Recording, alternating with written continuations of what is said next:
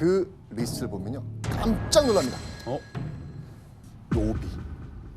이름은 직업이. 직업이란 그 노비와도 간통을 했던 건.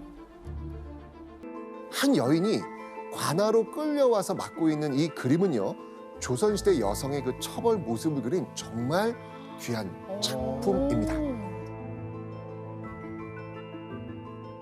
지금 때리고 있는 요 회초리 같은 거 보이세요 지금? 네. 하늘다란 거. 요걸 뭐라고 하냐면 태라고 합니다. 태. 태.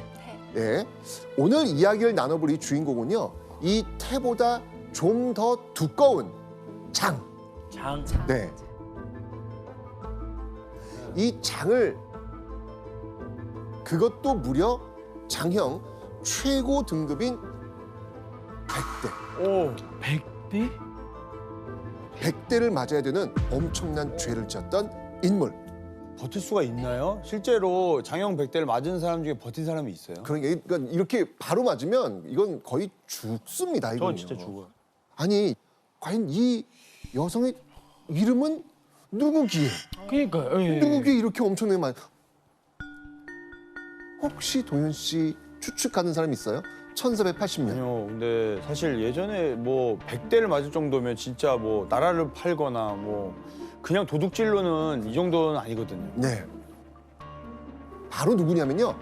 오늘 우리가 만나볼 주인공이기도 합니다. 바로 어우동.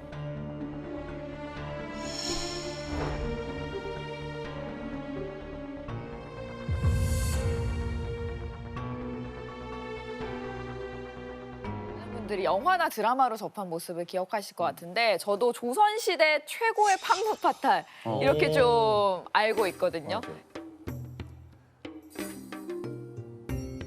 늘 보면은 좀 화려한 의상과 화려한 모자를 쓰고 나오는 게 좀 기억에 많이 남더라고요. 자, 그런데 이 어우동의 처벌은요. 장형에서 끝나지 않았습니다. 조선의 왕이요. 직접 나서서 이 여인에게 극형인 사형을 명합니다. 와. 직접 나서 가지고. 네, 왕이 직접이요. 아니 대체 이 어우동이 무슨 죄를 지었길래 원래 받아야 하는 그 형을 넘어가지고 사형을 선고받았을까요? 그리고 왕이 직접 관여해 벌을 내린 이 여인은 과연 어떤 사람이었을까요?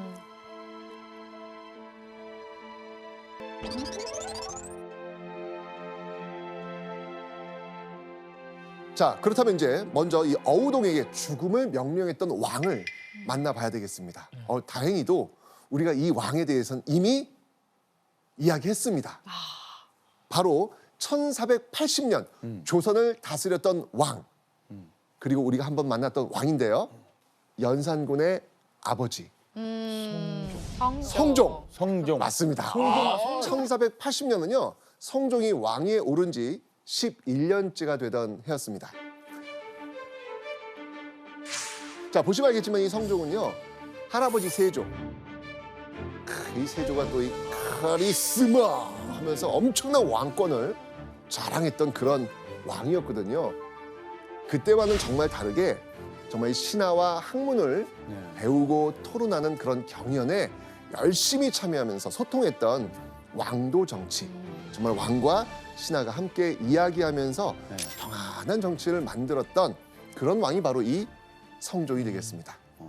자, 과연 이 성종 시대에 살았던 이 어우동이라는 여인, 과연 어떤 사람일지 한번 이야기를 해볼 텐데요. 예전에 영화라든지 드라마에서 이 어우동하면 섹시한 이미지, 늘 그런 이미지로 매혹적. 우리가 지금 소비되고 있지 않나라는 생각이 듭니다. 자, 그런데요. 정말 놀라운 반전이 있습니다.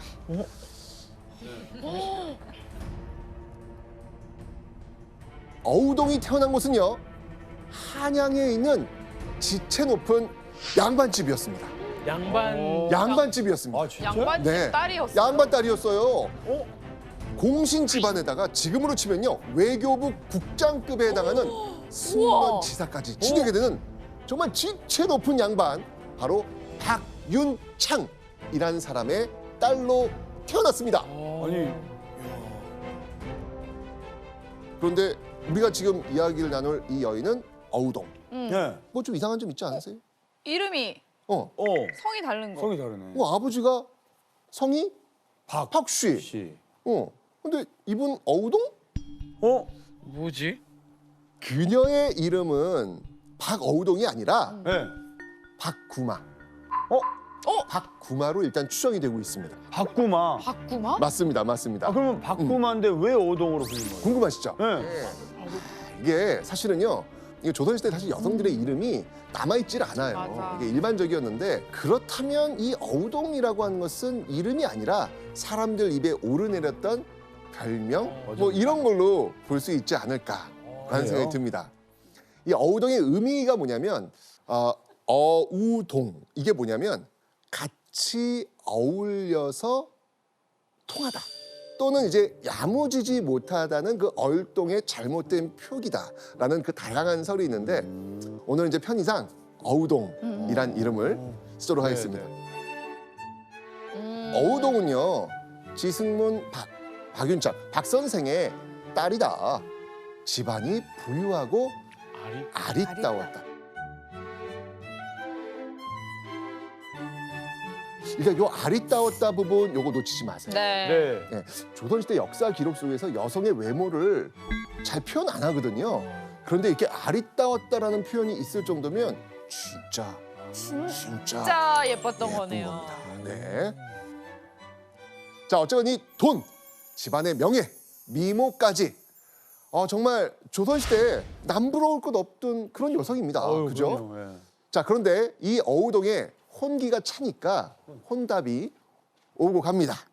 자, 이때 이 혼담이 어떤 상대가 되는 집안이 있을 거 아니에요. 예. 자, 어느 집안이었을 것 같습니까? 제가 봤을 때는 이렇게 왕들이 조금 이렇게 탐낸다. 탐내려고 하지 않았을까?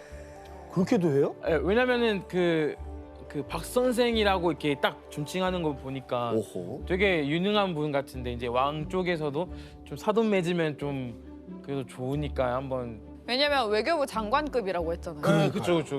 거의 비슷했습니다.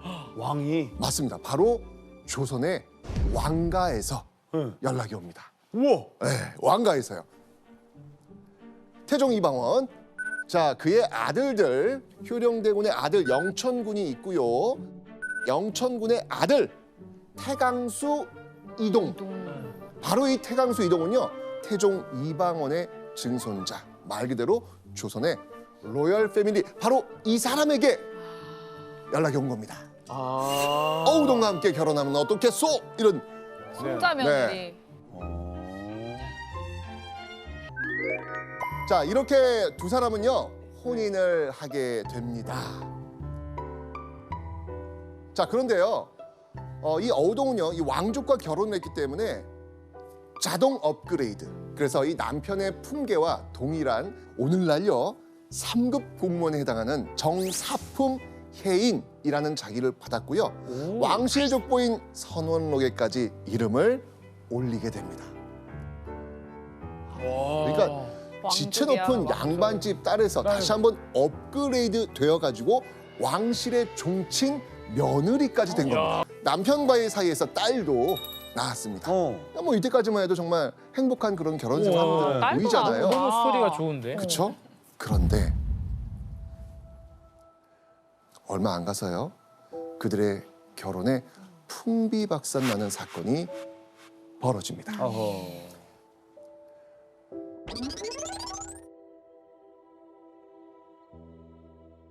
이 어우동의 남편이 네. 태강수 이동이 야, 이런 여자는 못 살겠다 라고 어우동을 쫓아내버려요.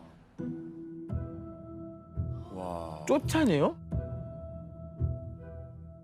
쫓아내버려요. 자, 여기서 문제 나갑니다. 보시죠. 남편 태강수 이동이 어우동을 쫓아낸 이유가 있습니다. 그 이유는 과연 무엇이었을까요? 저는 정답입니다. 동현 씨가 맞출 것 같아요. 전 맞춰요. 전 네. 맞춰요. 맞출 것 같아요. 벌써 스토리가 너무 많아서 뭘 얘기할지 모르겠어요. 네, 뭔가요? 일단은 남자 문제. 지금도 굉장히 높은 직급의 이제 며느리지만 더 대단한 분이 자꾸 옆에서 cikcik대는 게 아닐까. 더 대단한 분이. 아, 더 대단한 분이 어우동을 자기도 잘난 사람인데 자꾸 약간 불안해지는 느낌? 불안해서 쫓아냈다. 네. 동현 씨, 땡. 그 네. 자, 어떤 불륜의 현장을 목격한 거예요. 그 당시 딱 목격하고 너무 화가 나서 쫓아냈다. 조나단 정답. 와, 진짜? 불륜을 목격했어요? 맞습니다. 이 어우동이 남편을 두고 외간 남자랑 바람을 피웠다는 거죠. 야, 간 큰 상.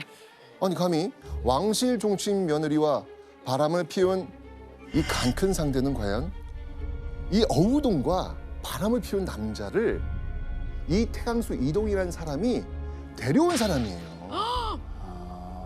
이 태강수 이동이 이 집에 들인 남자는 누구였냐면 은그릇을 만드는 은장이었어요.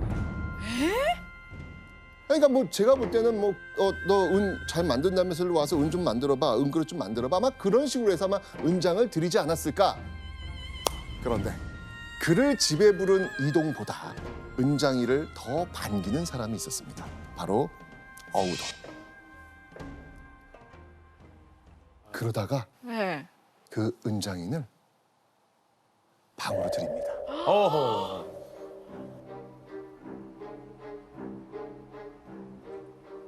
어우동이 그 은장이 그를 좋아해 매번 남편이 나가고 나면 계집종의 옷을 입고 장인 옆에 앉아서 그릇 만드는 정묘한 솜씨를 칭찬했다. 마침내 내실로 끌어들여 날마다 마음대로 음탕한 짓을 하다가 눈치를 보고 남편이 돌아오면 아이고. 몰래 숨기곤 했다. 자, 그런데 어제 들었을 때는 너무 화가 나는 상황이잖아요. 맞아요. 자, 근데 중요한 게 있어요.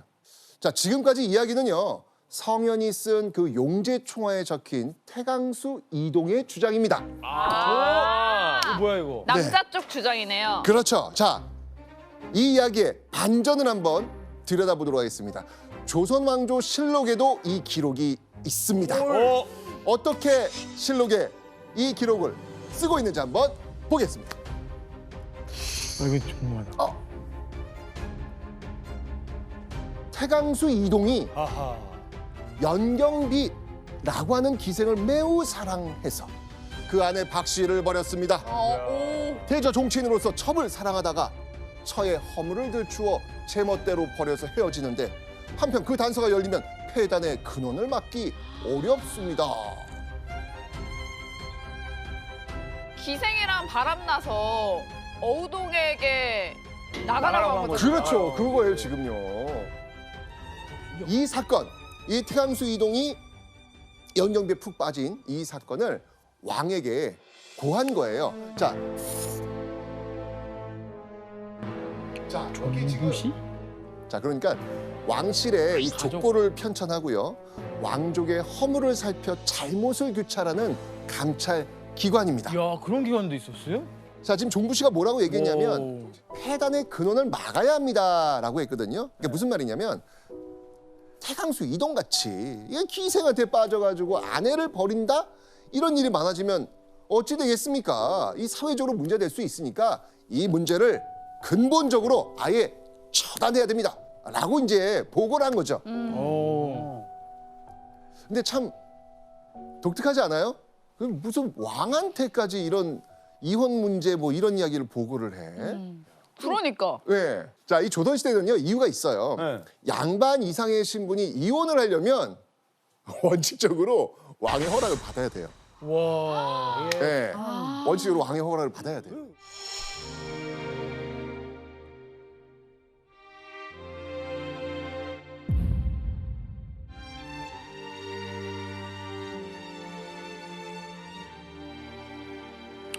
네. 성종 진짜 대단한데요? 김정 연구원님, 그러면은 이게 진실이 뭔지 궁금한데 오우동이 바람을 핀 건가요?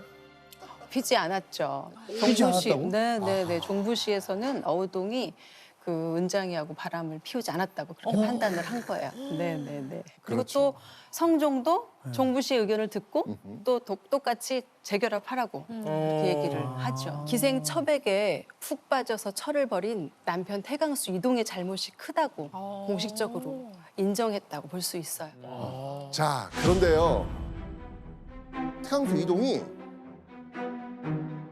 왕의 명령을 듣지 않습니다. 예, 아내를 버려요. 와. 놀라운 분이네요. 예, 결국 이 어우동은요 집에서 쫓겨나게 됩니다. 와.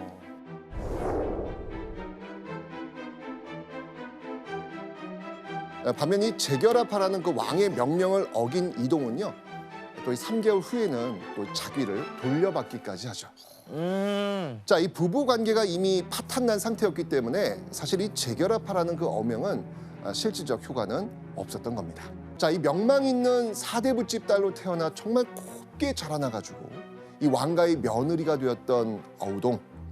정말 그녀에겐 생애 최악의 실패와 좌절의 상황이 지금 이 상황이 아닐까라는 생각이 한순간에. 듭니다. 자, 어쨌건 이 어우동은 지금 쫓겨났어요.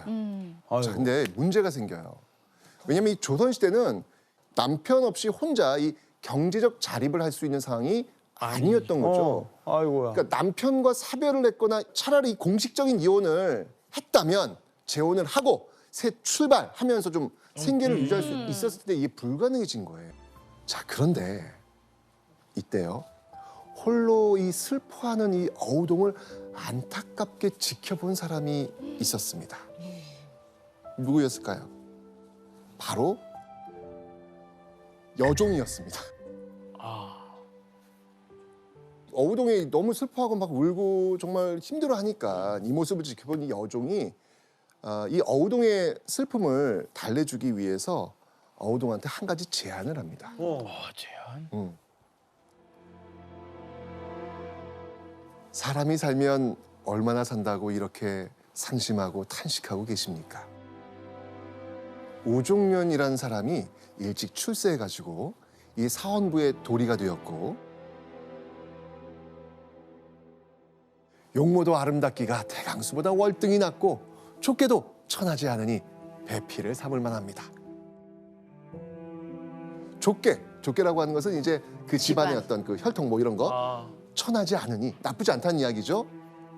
제가 한번 다리를 놓아보겠습니다. 오. 이 어우동은요 여종의 이 제안을 듣고 네. 마음이 흔들렸나 봐요.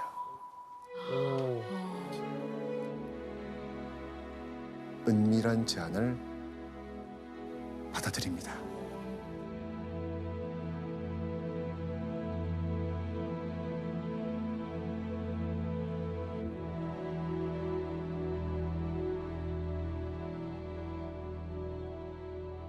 너무 힘드니까. 오. 영건이 한번 왜 이런 선택을 했을지 한번 말씀해 주시죠. 어우동은 태강수가 벌인 처, 즉 기처였어요. 그래서 조선 시대에 기처라는 용어는 공식적이든 비공식적이든 부부관계가 파탄난 상태를 나타낼 때 사용되었던 용어예요. 어우동은 억울하게 쫓겨났죠. 그리고 친정 부모님도 품어주지 못하는 그런 상황이었고 공식적으로 이혼한 상태도 아니어서 재혼도 굉장히 어려운 그런 상황이었어요. 그래서 자신의 신분인 양반가 여성의 삶 대신에 자유롭게 삶을 살기로 굉장히 주체적으로 결단을 한 것이 아닌가. 이야. 정반대의 삶을 네, 그렇죠. 살겠다고 택한 거네요. 정말 이제까지와 다른 어우동의 이야기가 시작이 됩니다.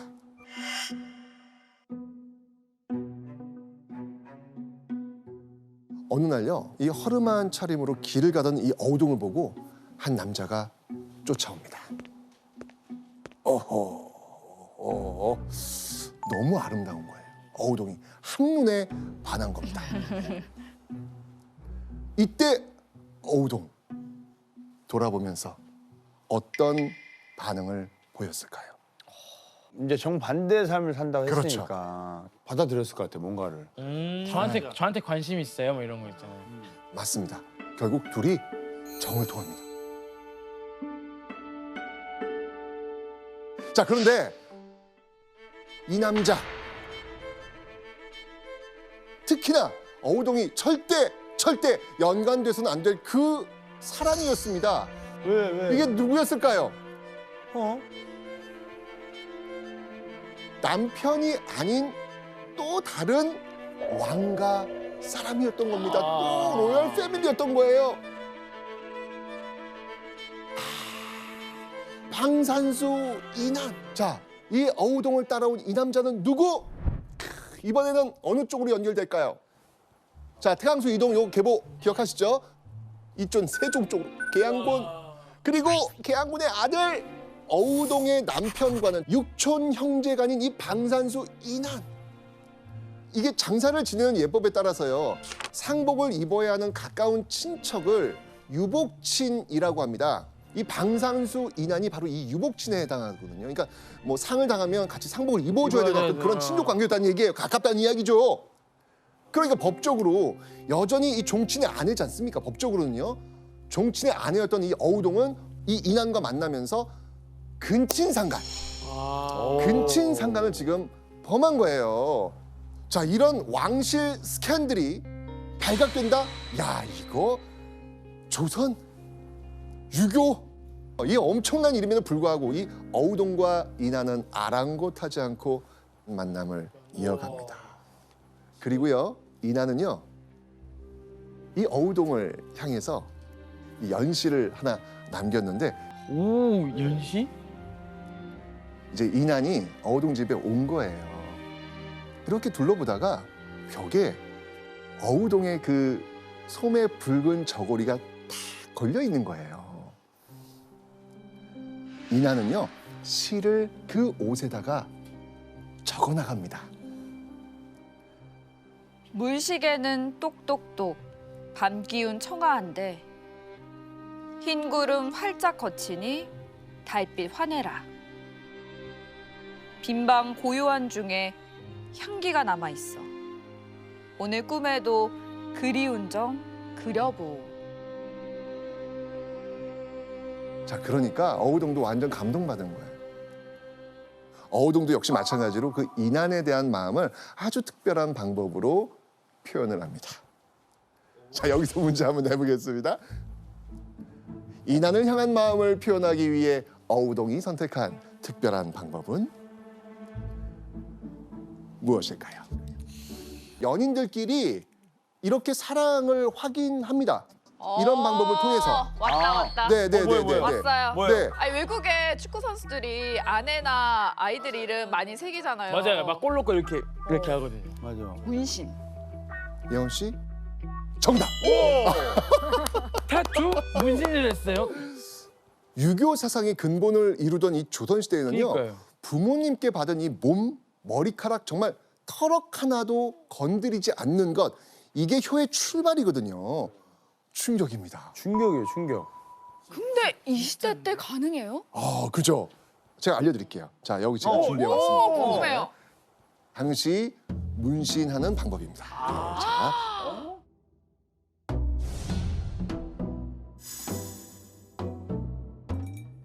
벼루 아니에요? 근데 이걸 어떻게 돼요?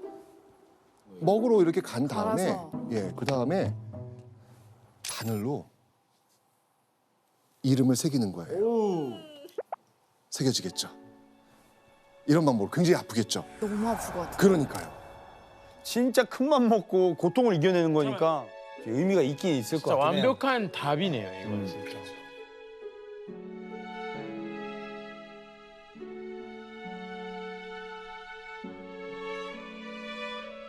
그런데요.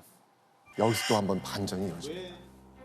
이 어우동 몸에 새겨진 남자의 이름은 방산수 이난만이 아닙니다. 와. 아이.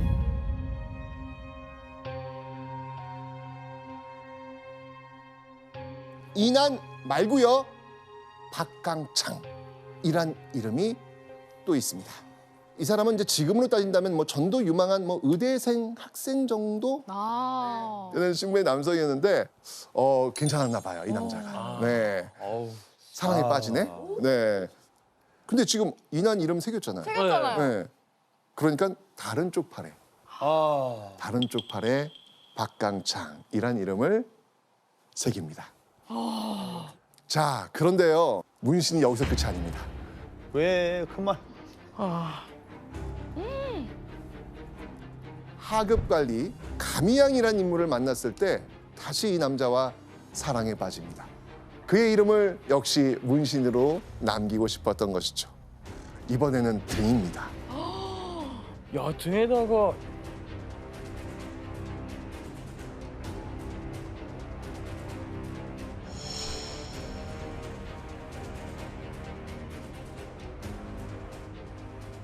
자, 지금까지 얘기했던 어우동의 남자 몇 명이었나요? 현재까지. 4명. 네 복수 한번 명. 해봅시다. 네 네 명. 명. 맞죠? 남편 빼고 4명이잖아요. 네. 그죠? 4명이요.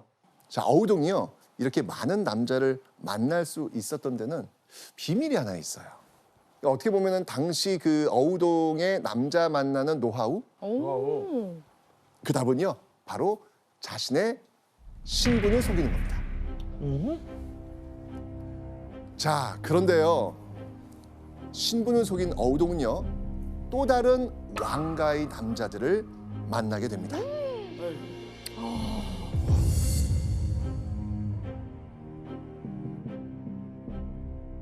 자, 보겠습니다. 네. 태종의 형이죠. 정종 쪽으로 연결이 됩니다. 정종의 이제 아들들이 이제 연결이 될 거 아닙니까? 어우동의 새로운 남자는요.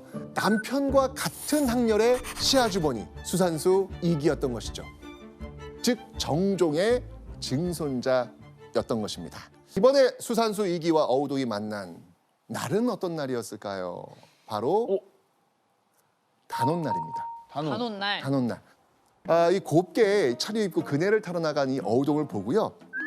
역시 수산수 이기가 한눈에 반해버립니다. 그리고는요. 이 어우동 곁에 있는 여종에게 또 여종이 또 이게 또 알아서 전달 잘하지 않습니까? 이 여종에게 그 춘향전에 그 몽룡이가 향단이한테 이게 물어보듯이 야 저기 저 여인 뉘짐이 여자냐 이렇게 물어본 거예요. 여종이 뭐라고 대답을 했을까요? 저 여인이요 내금이 첩입니다. 하급 군인의 첩. 양반집 딸이라니까요 이 어우동은요. 그런데 지금 속였네요. 속였네. 자 이러면 종친이 생각할 때 하급 관리의 첩? 그러면 내가 좀 어떻게 가능. 종친이니까 결국 이렇게 연결이 되었고 둘은 또 사랑을 합니다. 오. 이거 근데 이거 진짜 그 사랑과 전쟁 같은 드라마 사랑하는데. 그 대본 같지 않습니까 이거 네. 지금? 자 그런데요 문제가 또 있어요. 왕가의 사위와 만남을 가집니다.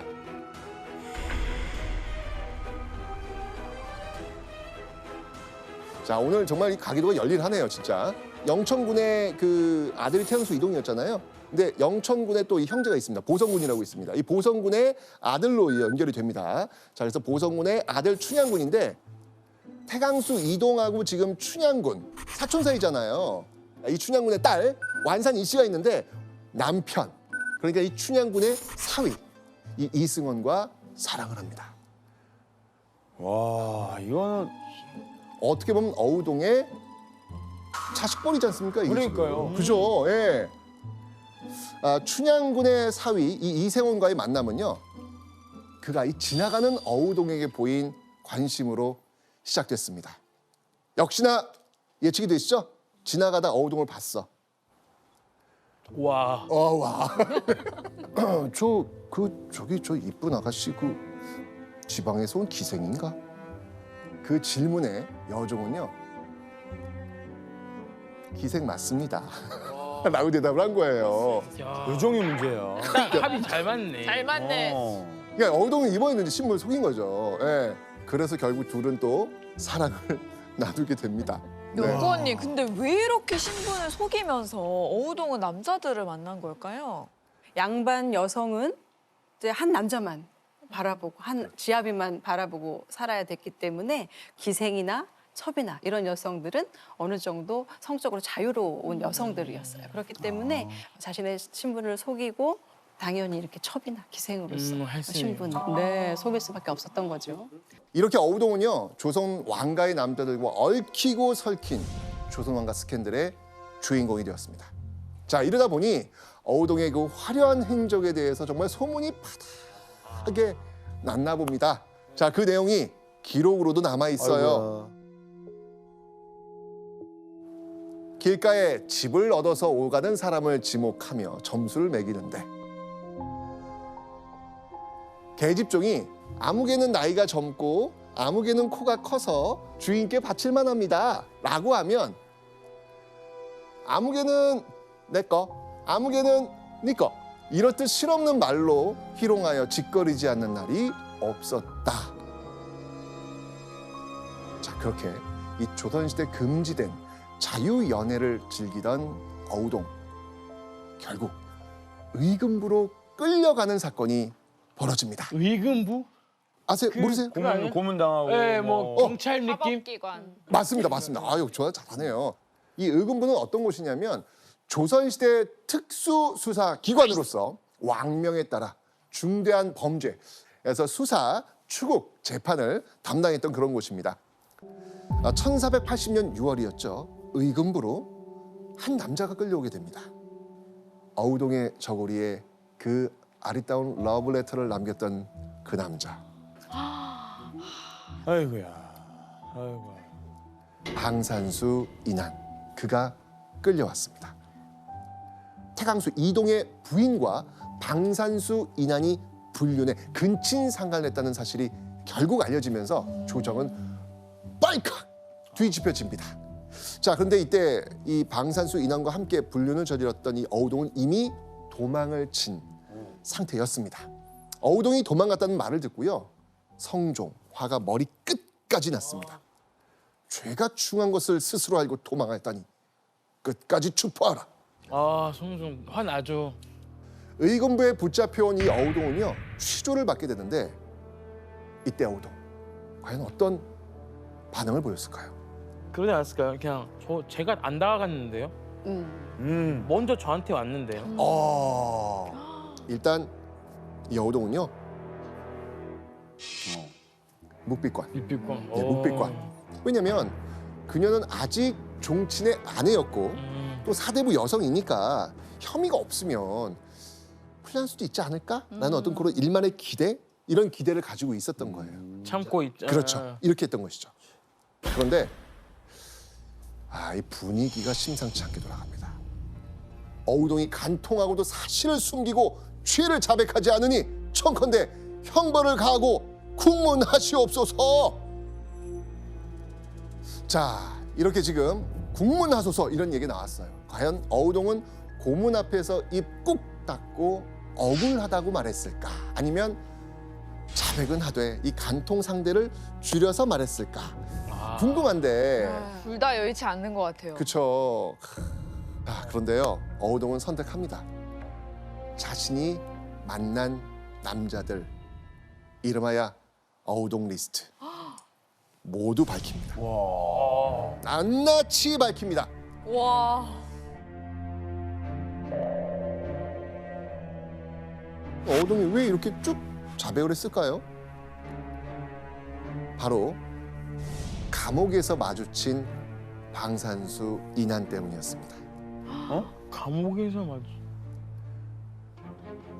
예전에 감동이 많은 간부로 인하여 중죄를 받지 아니하였으니 너 어우동도 사통한 바를 숨김없이 있는 대로 다 이야기하면 중죄를 면할 수 있을 것이다.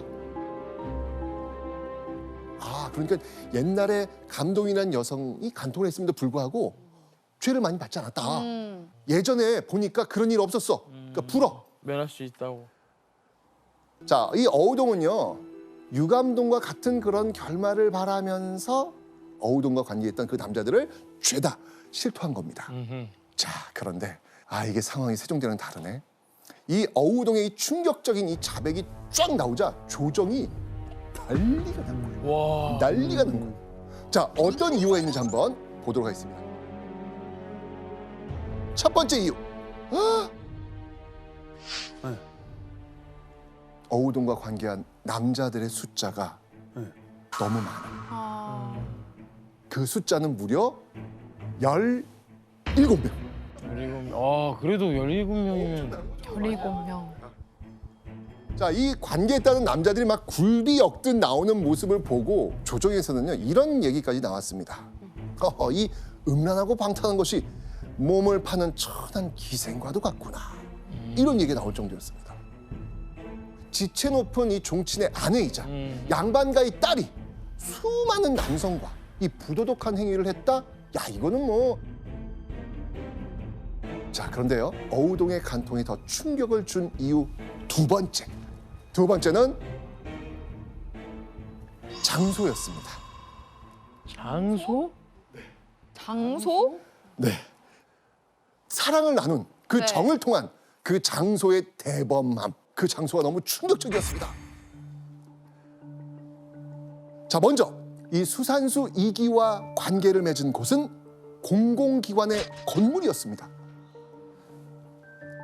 자, 그리고 김휘라는 사람과는요, 길가에 집을 빌려서 정을 통합니다. 지나가다가 우리 사랑할래? 저 집 어때? 빌려서. 그리고 가장 충격적인 장소가 나옵니다. 야, 충격. 가장 충격적인 장소. 네. 바로 어디였냐면 조상에 대한 제사를 지내는 사당. 여기서 정을 통한 거예요. 사당. 놀라운 장소였던 거죠. 야. 그리고 세 번째 놀란 이유가 있습니다. 뭐예요? 그 충격적인 이유는 바로 대상이었습니다. 어우동이 정을 통한 그 대상들, 그 리스트를 보면요, 깜짝 놀랍니다. 어우동은요, 노비, 이름은 직업이, 직업이란 그 노비와도 간통을 했던 겁니다. 이 신분 질서가 어지럽혀지는 것을 정말 금기로 했던 이 조선에서 신분이 다른 양반집 딸과 노비가 간통을 해? 이거는 정말 이거는 사회적 금기에 대한 도전인 거예요. 게다가 이 하위 신분의 남성이 상위 신분의 여성을 농락한다? 이거는요, 지배층의 권위에 대한 위협으로 받아들일 수밖에 없었던 것이죠. 결국 어우동이 이 신분을 가리지 않고 사랑을 나눴다는 것은요, 조선의 기본 이념을 무시한 행동이었고, 그래서 더 큰 문제가 되었던 겁니다. 자, 이러면서 이 조정 대신들은요, 사형파와 장형파로 나뉘어서 팽팽히 맞서게 됩니다. 자, 어우동을 사형에 처해야 된다라고 하는 입장을 한번 들어보도록 하겠습니다. 이들은 이렇게 얘기합니다. 양반의 딸이며 종친의 아내로서 음란하고 추잡함을 자행하였으니 마땅히 극형에 처하여 온 나라의 주의를 경계해야 합니다. 자, 이에 맞서는 장형파, 이들은 이렇게 얘기합니다. 지금 어우동은 법률이 사형에는 이르지 않으니 청컨대 사형을 감하여 먼 곳으로 유배하십시오. 정말 이 쉽사리 의견이 좁혀지지 않는 가운데 성종은요, 이 어우동 문제를 45일 뒤에 다시 논의하기로 합니다. 45일 고민이 뒤. 많이 됐구나. 자, 그런데 사실은요, 성종은요, 45일이라는 시간을 줬지만 그 결과가 어떻든 간에 이미 마음속에는요, 어우동을 죽이려고 했습니다. 어우동은 음란함이 지나쳐 거리낌 없이 자기 마음대로 행하였는데 이런데도 죽이지 않는다면 후세인들은 어떻게 깨우치게 하겠느냐. 의금부에 명하여 사유를 헤아려 아뢰게 하라. 의금부 제가 직속이라 그랬잖아요. 네. 그러니까 의금부에 딱 명을 내려가지고 얘 죽일 수 있는 방법 가져와 라고 숙제를 준 거예요. 그러니까요. 그 의지가 확고했던 것이죠. 자, 45일 뒤 장형백대 유배 2,000리에 해당됐던 어우동의 간통죄는요, 2달도 안 돼서 전혀 다른 죄와 처벌로 바뀌게 됩니다. 남편을 배반하고 도망하여 개가한 법. 이것을 적용해서 교부대시에 처한다. 고부대시. 처음 들어보시죠? 처음 들어봤어요. 화면 한번 보겠습니다. 자, 교부대시. 교부대시예요. 네. 영호님, 교는 어떤 벌인가요? 교는 사형 중에서도 목을 매서 그렇죠. 목을 매서 효수라고 죽이는. 하죠. 네, 네. 네. 그런데 부대시 기다리지 않는다는 거예요. 원래 이 사형은요, 보통 추분, 그러니까 가을쯤 되겠죠. 예, 이 가을까지 기다렸다가 집행하는 게 원칙이었습니다. 왜냐면 사형 집행을 좀 미뤄가지고 그러니까 누명을 벗거나 감형이나 사면의 혜택을 받을 수 있는 그 마지막 기회를 주는 거예요. 자, 그런데 어우동은요, 남편 배신했습니까? 아니요? 아니잖아요. 남편한테 쫓겨낸 거잖아요. 그러면 다시 결혼했습니까? 아니요? 아니요? 안 했잖아요. 근데 지금 남편을 배신하고 걔가 한 법을 적용한다? 어우동상은 전혀 맞지 않는 법이 지금 딱 나온 거예요. 네. 지금요. 그죠? 그런데요. 성종은요. 끝까지 결정을 번복하지 않습니다. 왜 그랬냐면 성종은 이렇게 봅니다. 이 고려 말세의 음란한 풍속이 다시 일어날까 두렵다. 따라서 이 어우동의 처벌은 단순한 형벌 적용의 문제가 아니라 풍속을 바르게 이끌어가기 위함이다. 이걸 강조하는 거예요. 결국 명이 내려온 그날 바로 어우동은 교형에 처해지게 됩니다. 하루도 안 기다려주고. 그럼 같이 사랑을 나눴던 그 남자들은 어떻게 될까요? 놀랍게도 단 한 명도 목숨을 잃은 사람이 없습니다. 없었어요? 한 명도 없습니다. 장형 때리는 거 네. 이거 선고 받은 사람은 있는데 돈을 내고 풀려났거나 귀양 갔다가 풀려났거나 심지어 무고로 인정돼 가지고 죄값을 치르지 않기도 했습니다. 함께 간통을 저질렀는데 왜 어우동과는 이렇게 처벌이 다른 것일까요? 야. 성종을 포함한 위정자들의 논리, 당시 논리는 이런 거였습니다. 천한 기생과도 같은 행동을 한 어우동 때문에 오히려 뜻있는 선비들이 큰 피해를 본 것이다. 자, 그러면 이 없는 법까지 끌어와가지고 정말 일벌백계할 정도로 어우동 사건을 심각하게 바라봤던 이 성종. 이 어우동의 죽음을 발판 삼으면서까지 이 성종이 만들고 싶었던 유교 국가. 과연 어떤 모습이었을까요?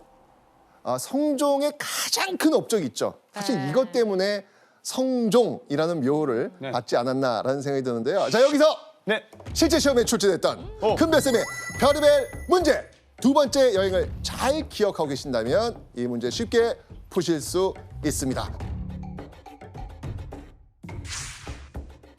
가에 들어갈 책으로 옳은 것은 세조대왕 때부터 편찬하기 시작하여 이번에 완성한 이것은 우리 조선을 다스리는 기본 법전이 될 것이요.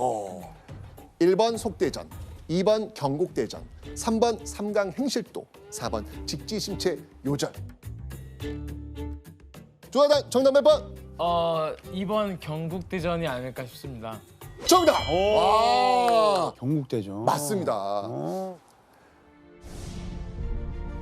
그러니까 나라를 다스리는 큰 법전.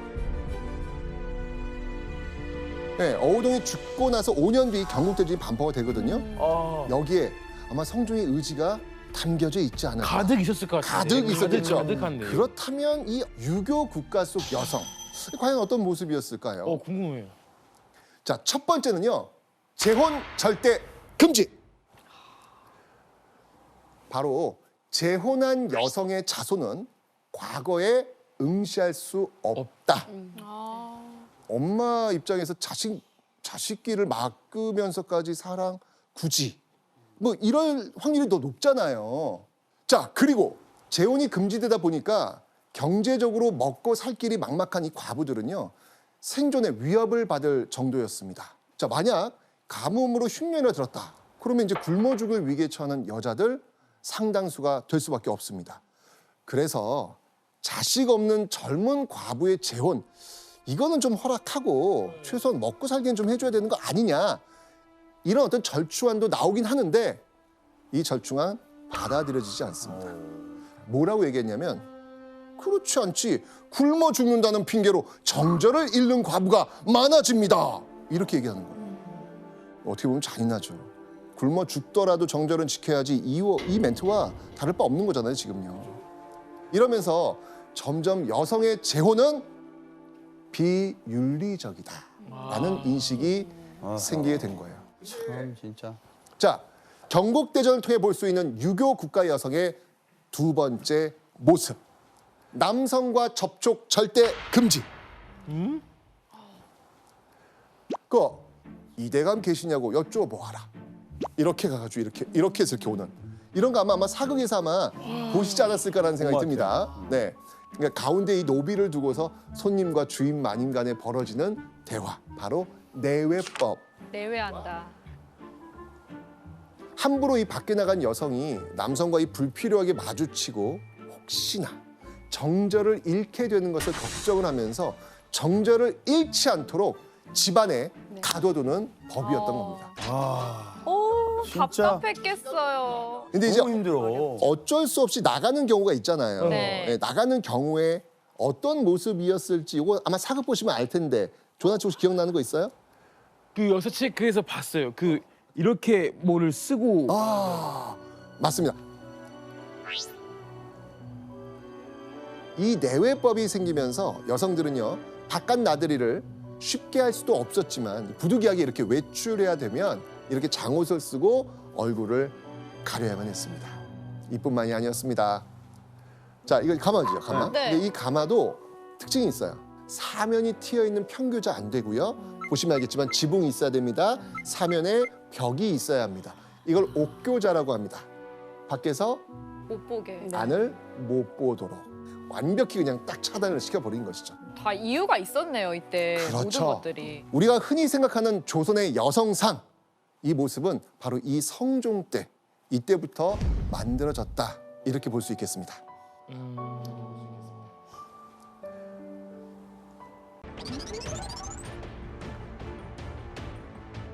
자, 때는요 1686년 궁궐에 호통 소리가 쩌렁쩌렁 울립니다. 그자를 잡아다 가두어라. 왕이 한 신하를 잡아다 가두라는 매서운 어명을 내립니다. 이 명령을 내린 사람, 이 사람은 바로 조선의 19대 왕 숙종이었습니다.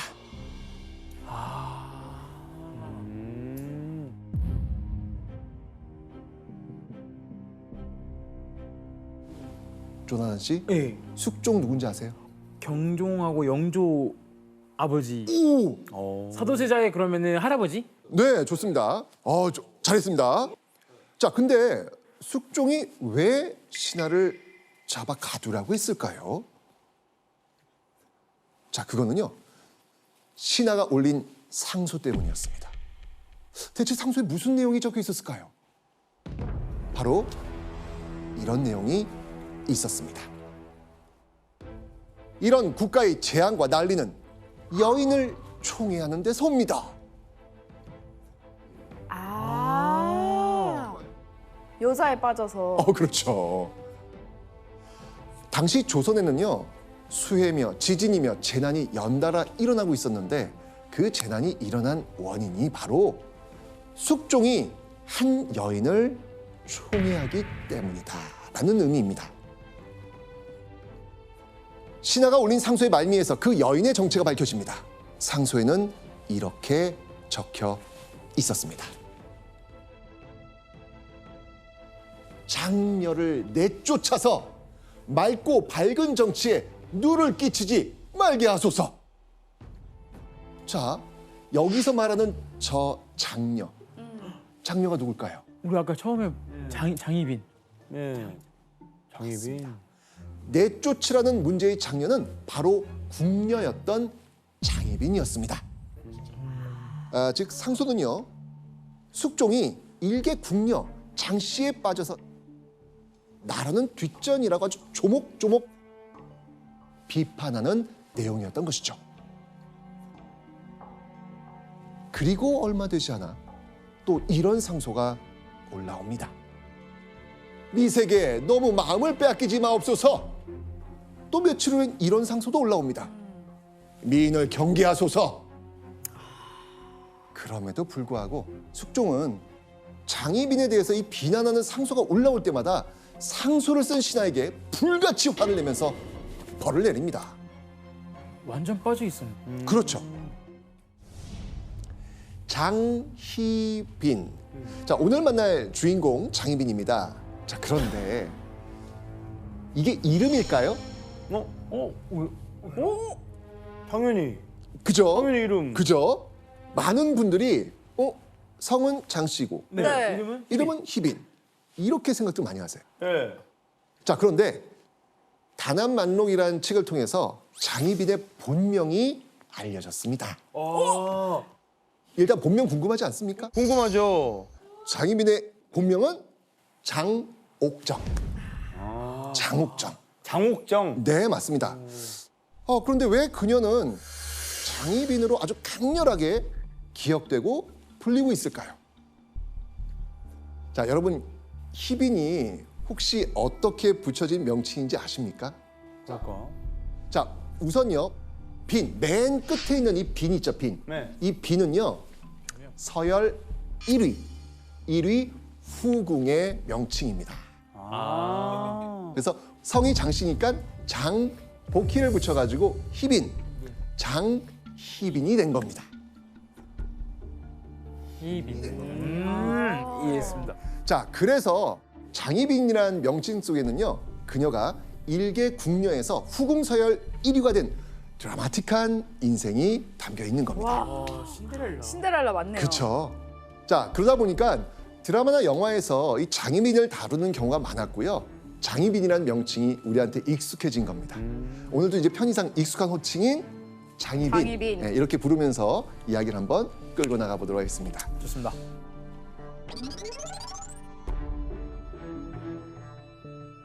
자, 그럼 장희빈은 대체 어떻게 궁에 들어가게 되었을까요? 궁금하다. 자, 이 장희빈은요, 역관 집안의 막내딸로 태어납니다. 자, 그렇다면 당시 이 역관의 신분은 무엇이었을까요? 역관의 신분은 중인입니다. 그러니까 이 장희빈 역시 신분은 무엇이다? 중인. 중인이 되는 겁니다. 비록 양반만큼은 아니었지만요, 장희빈은 이 재력 있는 중인 집안 딸로 잘 자라고 있었습니다. 그러던 어느 날 장희빈의 아버지가 병으로 갑자기 돌아가신 거예요. 생계를 책임지던 가장이 죽으니까 당연히 가세가 기울기 시작했을 겁니다. 그래서 이 장희빈의 어머니는 딸을 궁녀로 들여보내기로 결심했던 것 같습니다. 그렇게 이 장희빈은 중인 출신의 궁녀로 궁 생활을 시작했던 것이죠. 자, 그 후 이 시간은 흘러 장희빈이 궁녀가 된 지도 10년이 지나가고 있었습니다. 다른 궁녀들처럼 평범하게 하루하루 일함을 보내던 장희빈. 자, 그런데요, 장희빈은요, 사람들이 주목할 만한 이것을 가지고 있었습니다. 무엇이었을 것 같습니까? 기록이 있으니까요. 보겠습니다. 잠옷 얼굴이 아름다웠다. 와. 이게 대단한 거예요. 왜냐하면 궁궐 여인 중 외모가 아름답다고 기록된 건 실록에 장희빈이 유일무이합니다. 아, 유일무이예요? 딱 한 사람, 장희빈입니다. 와. 그러던 1680년 겨울쯤 한 남자가 장희빈에게 완전히 반합니다. 그 남자 누굴까요? 저 실록의 주인공 숙종. 맞습니다. 조선의 왕 숙종이었습니다.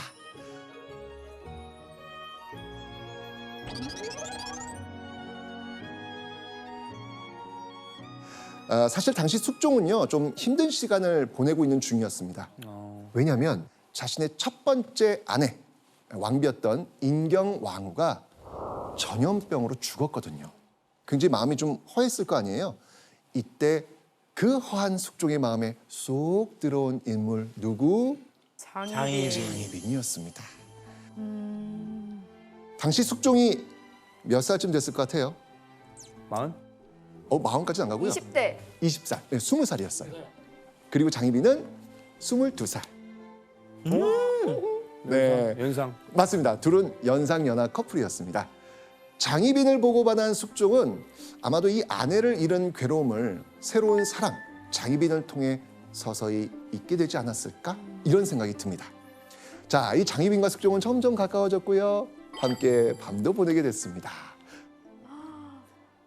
궁에서 왕과 궁녀가 하룻밤을 보냈다. 자, 이걸 승은. 승은을 입었다. 그렇죠, 맞습니다.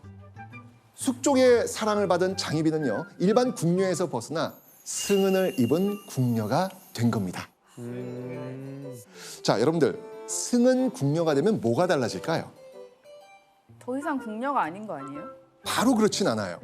딱 승은 궁녀가 되면요, 일반 궁녀가 평소에 하던 힘든 일을 더 이상 안 해도 됩니다.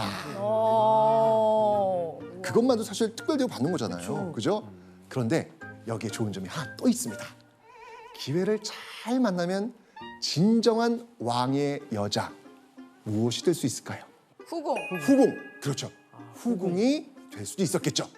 자, 후궁이 된다는 건요, 지위에 따라서 정일품에서 종사품까지 높은 품계를 받고 왕의 공식 첩으로 인정받는 거였습니다.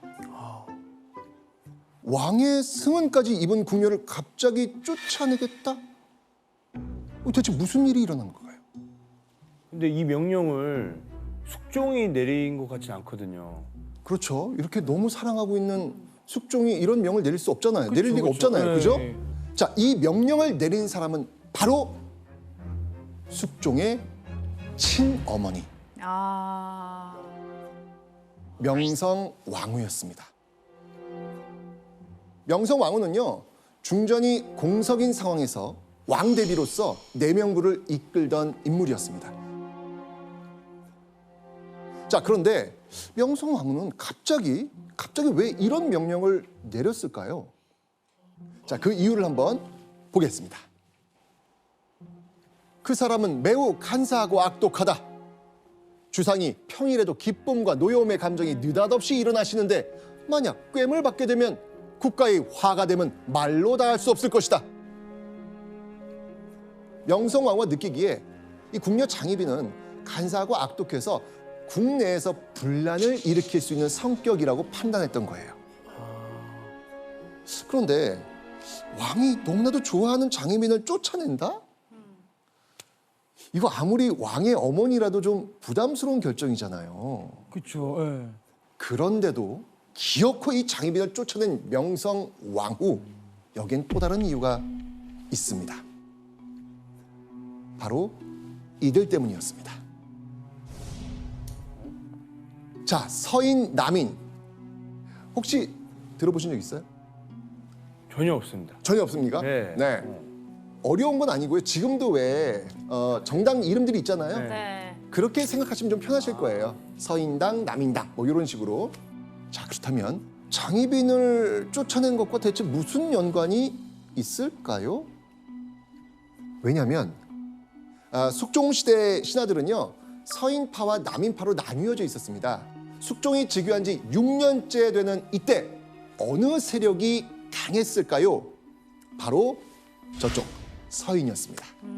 그리고 명성왕후가 이 서인 쪽과 연결되어 있습니다.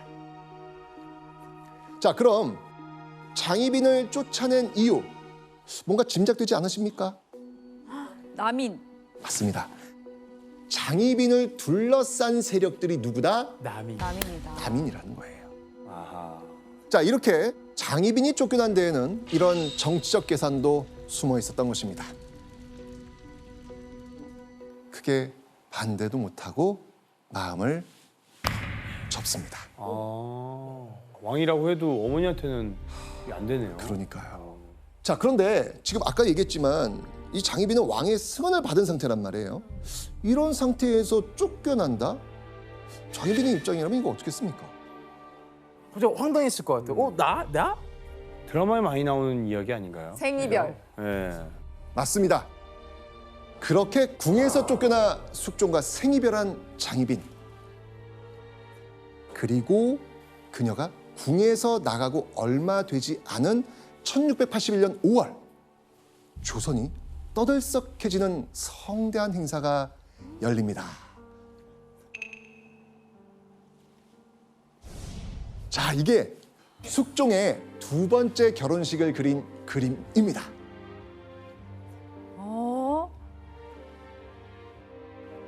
와. 자, 지금 숙종은 아내가 지금 죽었잖아요. 네. 그래서 지금 중전 자리에 지금 비어 있지 않습니까? 네네네네. 그죠? 자, 이 중전 자리를 오래 비워둘 수가 없습니다. 그래서 숙종이 재혼을 하게 된 겁니다. 자, 그렇다면 이 중앙에 빨간색 가마 여기 누가 타고 있었을까요? 바로 이 사람입니다. 인현왕후. 많이 들어봤어. 많이 들어보셨죠? 많이 들어봤어요. 숙종의 새 왕비 15살의 인현왕후가 그 가마에 타고 있었습니다. 자, 인현왕후는 어떤 인물이었을까요? 이렇게 결혼을 하는 거면 일단 물론 서인이었을 서인. 거고. 아, 그러네. 어우, 일단은 서인이었을 거고 되게 깨고 있네. 모든 거 뭐 혼낼 거 없이 다 완벽했을 것 같은데. 좋은 집안. 예, 좋은 집안. 좋습니다. 인현왕후는요, 당시 지금의 장관급이라 할 수 있는 판서 등을 역임한 민유중의 딸이었습니다. 민유중은요, 서인 쪽에서 실세였던 그런 인물이었거든요. 아하. 서인 집안의 딸 인현왕후는요, 장희빈과 달리 당연히 명성황후의 마음에 쏙 들었겠죠. 자, 그렇게 국혼이 치러지던 날, 궁에서 쫓겨난 채 사랑하는 남자가 다른 여자와 결혼하는 걸 봐야만 했던 장희빈. 그 심정은 어땠을까요? 저 드라마가. 그죠? 자, 그렇게 숙종과 인현왕후가 결혼한 지 5년이 지난 1686년 어느 날 궁에 한 여성이 나타납니다. 누굴까요? 장희빈. 장희빈 나타났어요? 맞습니다. 쫓겨났던 장희빈이 돌아와서 숙종과 다시 재회하게 된 겁니다. 오, 진짜요? 네, 뭐야? 왜요?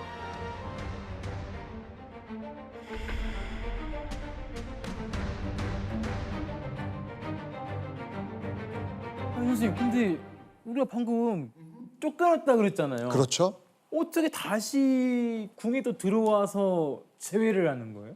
자, 장희빈을 궁으로 부른 주인공은 바로 인현왕후였습니다. 자, 이야기는 지금 점점 잠깐만요. 흥미로워지고 있습니다. 아니, 가능한가요, 그게? 그러니까 드라마 대본 말고 역사를 알려주세요. 아니, 말이 안 되는데. 제가 늘 이야기하죠. 역사는 드라마보다 더 드라마틱합니다. 와. 자, 그렇다면 장희빈을 만난 적도 없던 인현왕후, 대체 왜 장희빈을 궁으로 불렀을까요? 거기에는 이유가 있었습니다. 숙종이 쫓겨난 궁녀 장희빈을 그리워하는 걸 인현왕후가 눈치챈 거예요. 아이고. 상사병에 걸렸나 보다.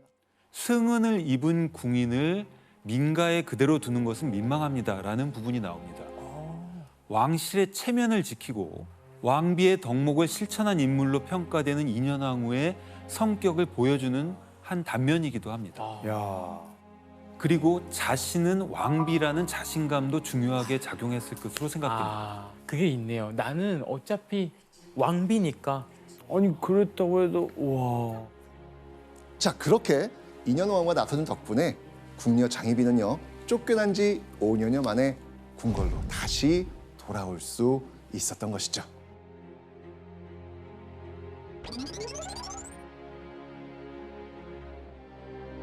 자, 다시 만난 장희빈과 숙종 둘의 마음이 어땠을까요? 그 드라마에 있잖아요. 네. 그 헤어진 연인이 한 몇십 년 만에 만나가지고 몇 년 만에 만나서 잘 지내. 너무 신나. 너무 신나, 지금. 드라마에 푹 빠져 계시는데? 드라마를 너무 많이 봐가지고 그러니까 약간 연상이 되네요. 네.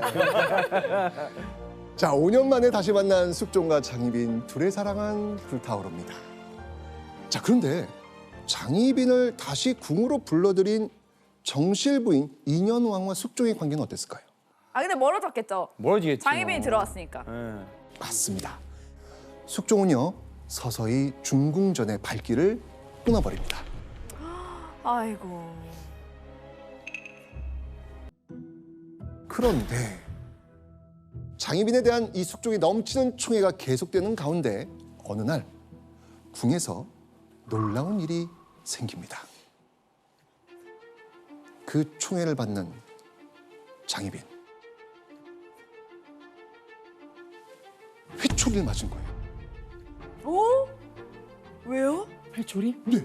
누구한테? 누구한테 회초리 맞아요? 대체 누가 숙종이 총애하는 장희빈을 매질했을까요? 이 사람입니다.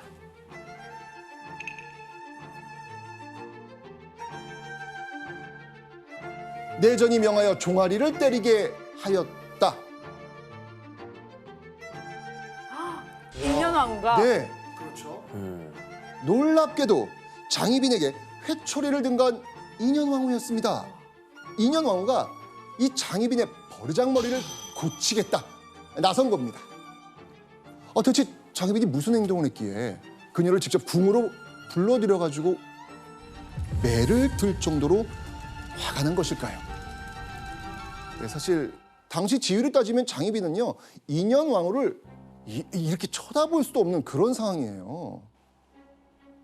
그런데 어느 날 인현왕후가 이 장희빈에게 오라고 했는데 장희빈이요 싹 무시하고 안 온 겁니다. 와. 인현왕후 오라고 했는데 안 와. 오. 자 그렇게 해놓고 인현왕후를 무시한 겁니다. 장희빈은 점점 오만방자해졌죠. 아이고야. 내전이 시키는 모든 일에 대해 교만한 태도를 지으며 공손하지 않았으며 심지어는 불러도 순응하지 않는 일까지 있었다. 자, 이때 충격적인 어명이 내려옵니다.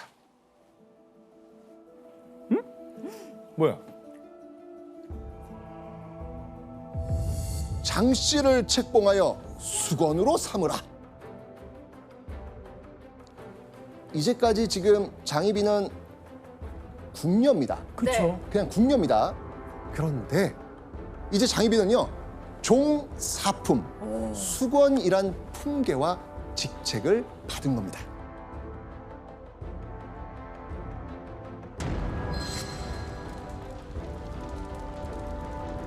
당시 수건부터는요 왕의 정식 후궁으로 인정받고 대우받을 수 있습니다.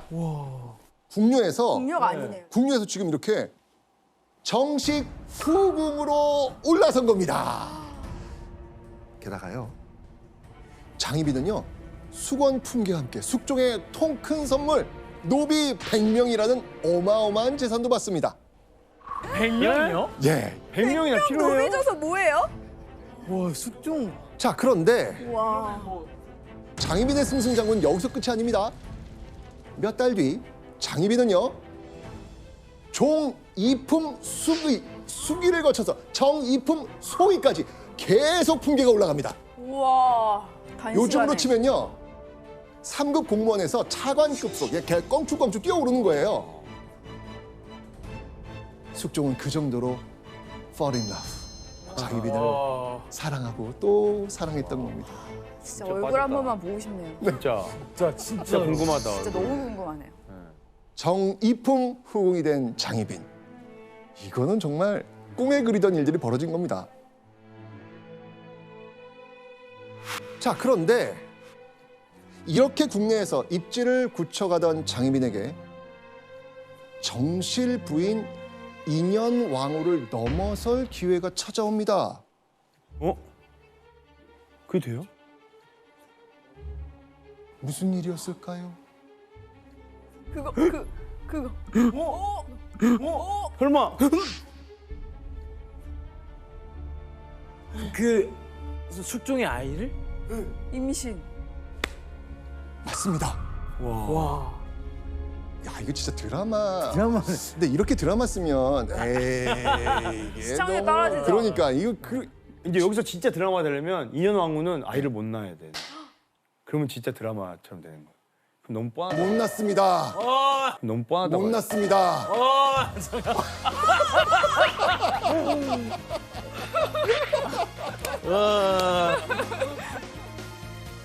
근데 아이를 낳는데 진짜 여기서 더 그런 거면 아들을 낳아야 돼.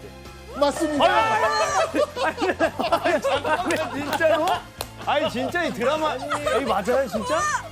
네 맞습니다. 아니 역사 수업을 하자고요. 드라마 대본을. 네 드라마 대본을 얘기해 주지 마시고요. 아, 저도 참 당황스럽습니다.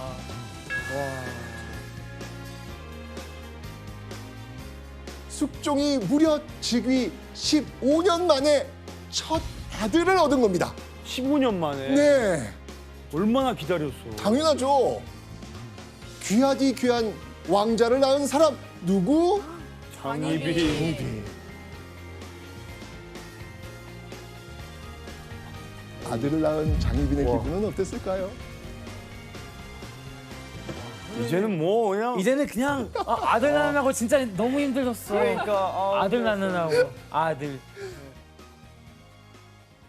자, 이 장희빈은 정말 하늘을 나는 그런 기분이었을 겁니다. 그런데 이때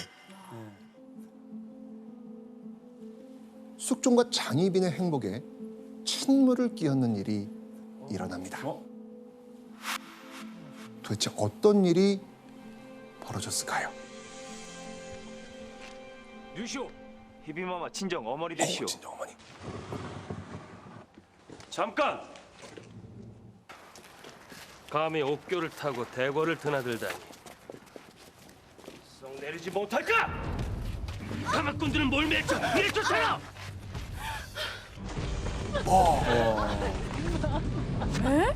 오 때린다.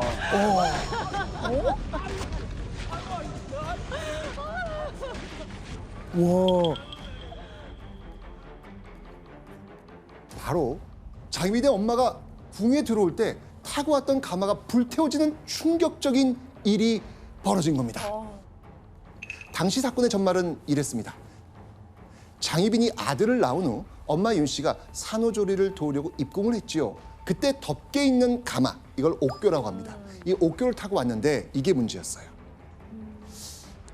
당시 옥교는요, 4대 부집 부녀자들도 함부로 탈 수 없는 것이었습니다. 장희빈 집안의 신분이 뭐라 그랬죠? 중인. 중인. 맞습니다. 중인이잖아요. 그런데 감히 중인 주제에 일부 양반만 탈 수 있는 옥교를 탔다? 야, 이건 조선의 법도를 크게 어긴 일이거든요.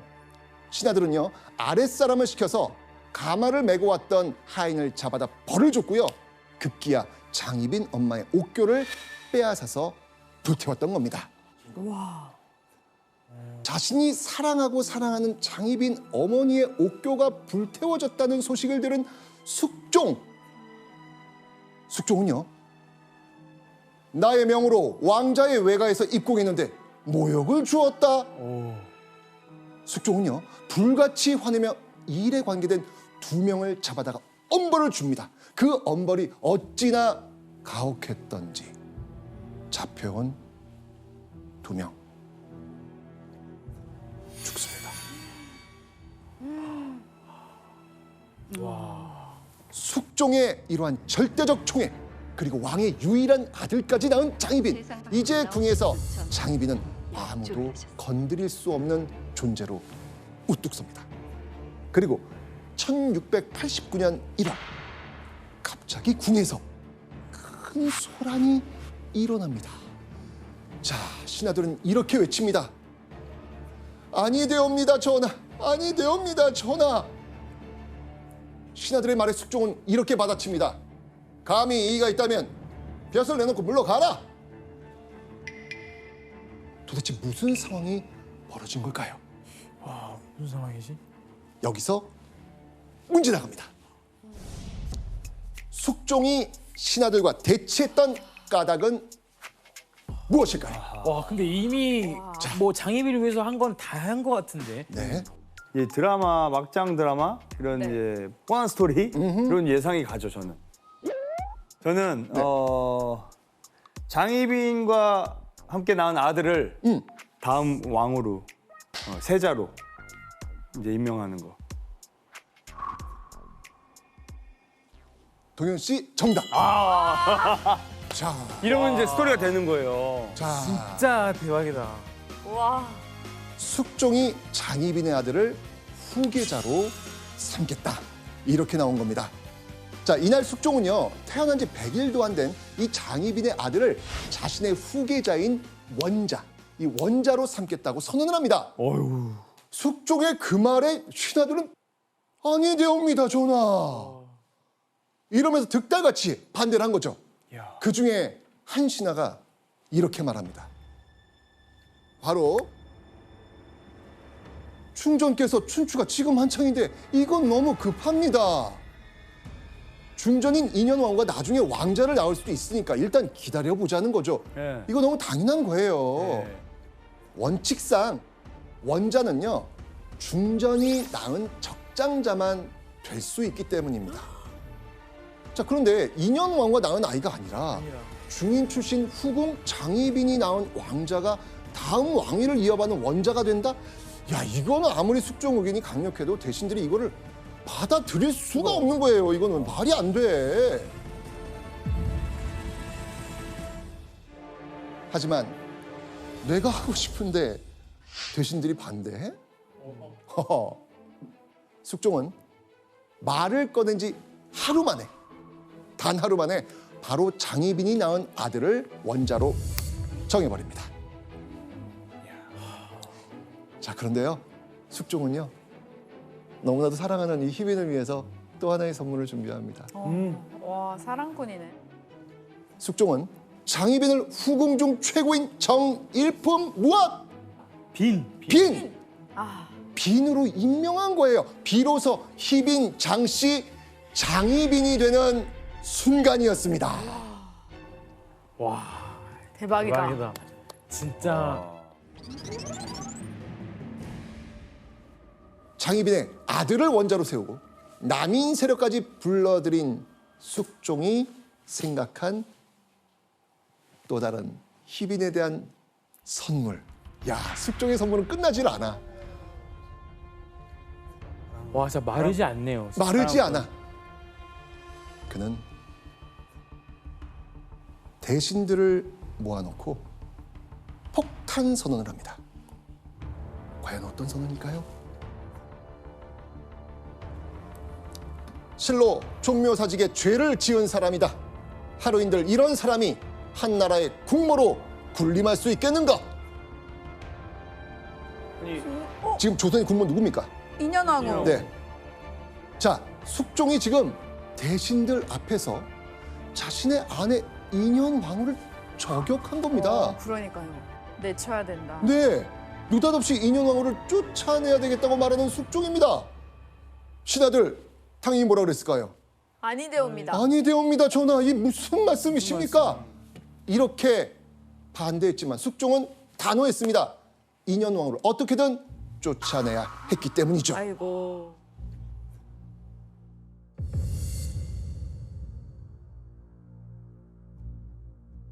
자, 그럼 이 패배를 시키는 데 필요한 게 무엇이었을까요? 명분. 그렇죠. 명분. 명분. 명분이 필요했습니다. 자, 왕비를 쫓아내려면 모두가 납득할 만한 확실한 명분이 있어야 되겠죠. 그런데 솔직히 숙종에게는 인현왕후를 쫓아낼 명분이 있다 없다. 없다. 없죠. 아까 인현왕후 어떤 사람이었어? 착해요. 가만히만 네. 있잖아요. 이렇게 같이 이제 다시 장희빈을 그래요. 이렇게 불러오자고 얘기했다. 어떻게든 했다. 그러니까요. 그랬던 인물인데 무슨 명분이 있겠습니까? 근데 사랑에 빠진 이 숙종, 온 신경을 다 집중해서 꺼리를 찾는 거예요. 아이고. 자, 고민하던 숙종 뒤지고 뒤져 드디어 하나를 찾아냅니다. 무려 3년 전 일, 기억력도 좋습니다. 3년 전에 인현왕후가 자신한테 이야기했던 꿈 이야기. 에이? 꿈 이야기로요? 네, 이 꿈 이야기를 들고 나옵니다. 대체 어떤 꿈이었을까요? 꿈에 선왕과 선우를 만났는데 내전과 다른 후궁은 선묘 때처럼 복되고 영화로움이 두텁고 자손이 많을 것이다. 그러나 수건은 아들이 없을 뿐만 아니라 복도 없으니 국가에 이롭지 못할 것이다. 수건이 아까 장희빈. 그렇죠, 네. 그렇죠. 예. 장희빈을 안 좋게 얘기한 거네요. 그렇죠. 꿈을 꿨는데 선대왕과 명성왕과 나와서 인현왕과 다른 후궁은 복이 많고 자식이 많을 건데 수건, 즉 장희빈은 아들도 복도 없어서 나라에 좋은 사람이 아닙니다. 이렇게 꿈꾸었던 내용을 숙종한테 이야기했던 거예요.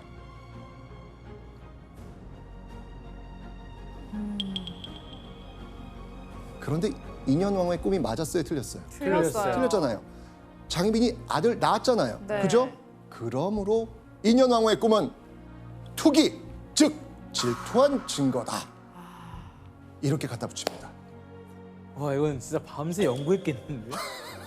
끼워 맞추려고. 그 정도면 뼈 맞추기. 와 거의 진짜 와 몇 밤을 샜겠는데. 머리 많이 썼어. 자, 사실 인현왕후가 투기했다는 기록은 따로 없습니다. 따로 없어요. 숙종이 이야기한 이 3년 전 꿈 이야기가 유일한 겁니다. 신하들은요, 인현왕후 패비만은 안 된다면서 극구 반대했지만 숙종은 그 말을 듣지 않고 결국 인현왕후를 패비시켜 버립니다. 인현왕후가 중전의 자리에서 쫓겨나고 4일 뒤 차기 중전 조선의 왕비가 새로 책봉됩니다. 누구였을까요? 장희빈. 장희빈. 장희빈. 장희빈은요, 궁녀 출신의 후궁이 왕비가 된 최초의 인물이었고요. 조선판 인생 역전이자 신데렐라의 탄생. 와.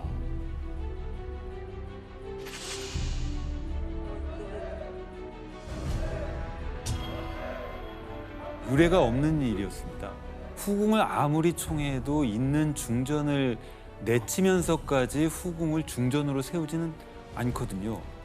이건 조선 왕실을 넘어서 백성들까지 놀랄 만한 일이었을 겁니다.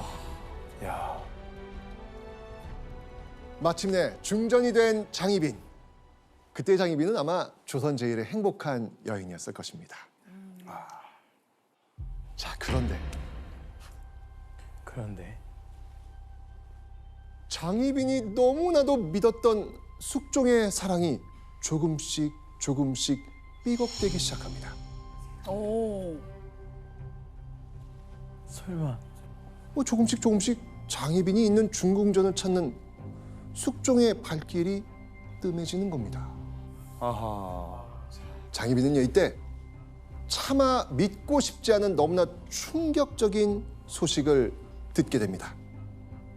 숙종이 젊은 궁녀, 그것도 과거 인현왕후를 모셨던 그 궁녀에게 푹 빠졌다는 겁니다. 아이고.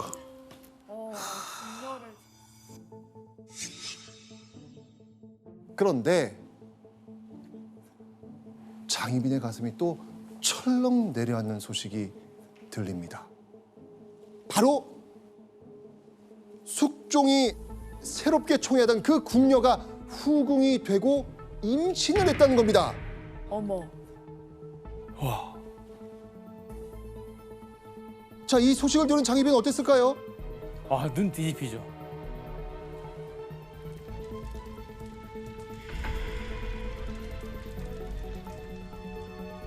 장희빈은요, 그 후궁을 불러서 마구 때립니다.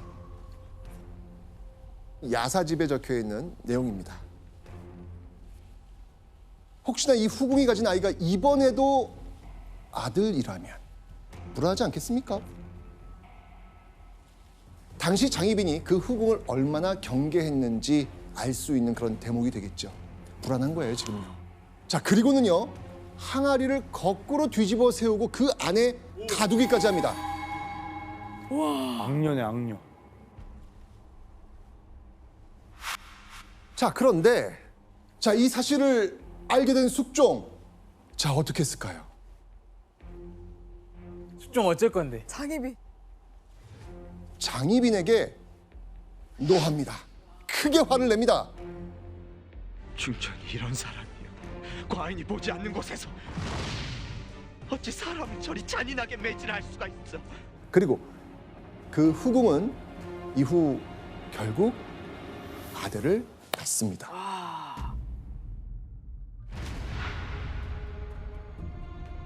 그녀의 정체는 바로 숙빈 최 씨. 설마 설마 영조? 맞습니다.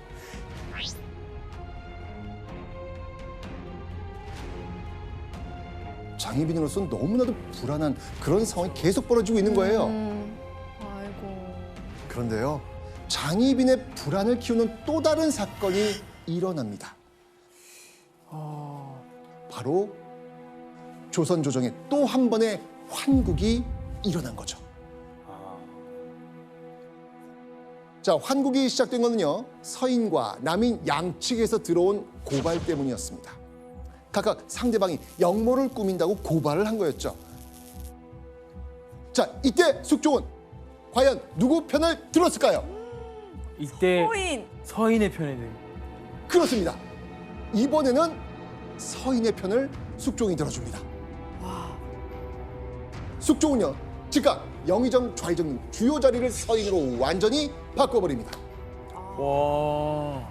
숙종이 장희빈 편인 남인을 버리고 조정을 물갈이했다.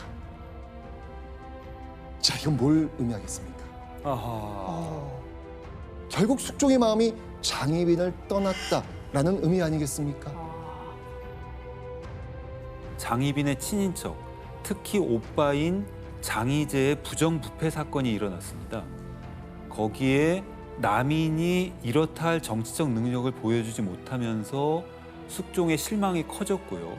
그러면서 서인을 다시 신임하게 됐습니다. 자, 흔들리는 숙종의 마음 때문에 불안한 장희빈. 그런데 이때 장희빈에게 청천벽력 같은 소식이 들려옵니다.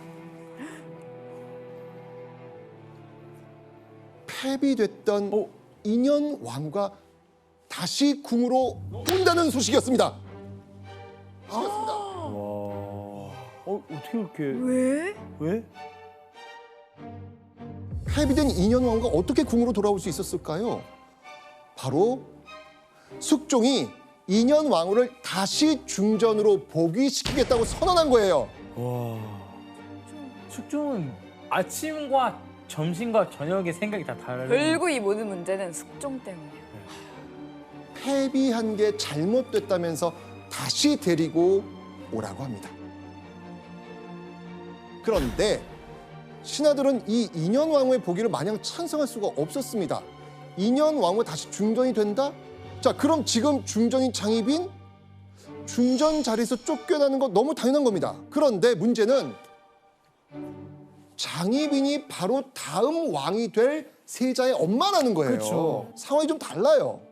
과거 세자의 생모를 폐비시켰다가 조선에 피바람이 불었던 적이 있습니다. 나십니까, 조나단? 어느 왕 때였죠? 그때 연산군. 그렇죠. 회비윤 씨를 쫓아내는데 앞장섰던 신하들 막 죽거나 부관 참시되거나 이런 역사를 알고 있잖아요. 그렇죠. 그때 그 끔찍한 복수국을 생각하면 세자의 어머니인 장희빈을 폐비시키는데 적극적으로 동의할 수 있는 신하 있다 없다? 없다. 신하들은요 극구 반대했지만 결국 숙종은요 자기 뜻대로 인현왕후 복위를 밀어붙입니다. 그렇게 5년 만에 대궐로 다시 돌아온 인현왕후. 그런데 잠시 후 이 장희빈의 마음을 갈갈이 찢어놓는 어명이 떨어집니다. 한 나라의 중전이 둘일 수 없으니 중전 장 씨의 옥보를 부수고 타고 다니던 가마를 불태우라. 아까 첫 번째 사신 기억나시죠? 왕비의 상징을 다 없애라는 거였습니다. 그리고 장희빈을 중전에서 다시 희빈, 즉 후궁으로 강등시키라고 명합니다. 조선 최고의 신데렐라 장희빈의 5년간 중전 생활은 이렇게 막은. 처참하게 끝이 납니다. 이후 장희빈의 처소에서는요, 악에 바친 고함이 끊이질 않습니다. 내가 무슨 죄가 있어 중전 자리에서 내려가야 합니까? 장희빈은요, 급기야 바락바락 악을 쓰면서 앞에 차려진 밥상을 발로 뻥! 장희빈은요, 어쨌건 이 한순간 중전의 자리에서 쫓겨난 게 굉장히 분했을 겁니다. 자, 그러면 숙종과 인현왕후는 잘 살았을까요? 이제 잘 살았을 것 같은데. 인현왕후는요, 숙종과 부부의 행복을 오래 누리질 못합니다. 인현왕후는요, 복위한 지 7년 만에 후사도 없이 35의 나이로 그만 죽고 맙니다. 어휴. 인현왕후의 죽음에 숙종은 대성통곡하며 비통했다고 인현왕후전에선 전하고 있죠.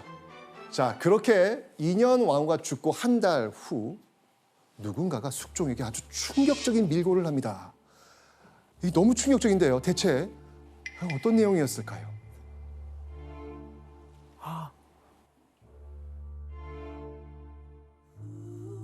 취선당의 서쪽에다 몰래 신당을 설치하고 매 때마다 2, 3인의 노비들과 더불어 사람들을 물리치고 기도하되 지극히 빈틈없이 일을 꾸몄다. 아, 인연하고 죽으라고. 네네네네 맞습니다. 장희빈이요, 취선당, 즉 자신이 지내던 곳 서쪽에 신당을 꾸며 인현왕후를 저주했다는 겁니다. 자, 그럼 이런 내용을 숙종에게 밀고한 사람은 과연 누구일까요? 정체는 바로 숙빈 최 씨. 숙빈 최 씨가 숙종에게 저주가 있었다면서 밀고를 한 겁니다. 자, 이 이야기를 듣고 분노한 숙종, 그 길로 장희빈의 처소로 찾아갑니다.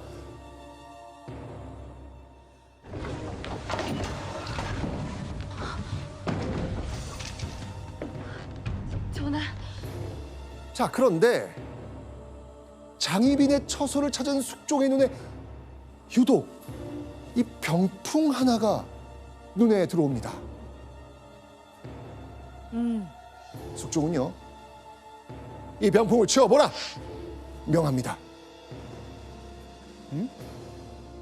명을 들은 궁녀는요, 덜덜덜 떨면서 이 병풍을 치웁니다.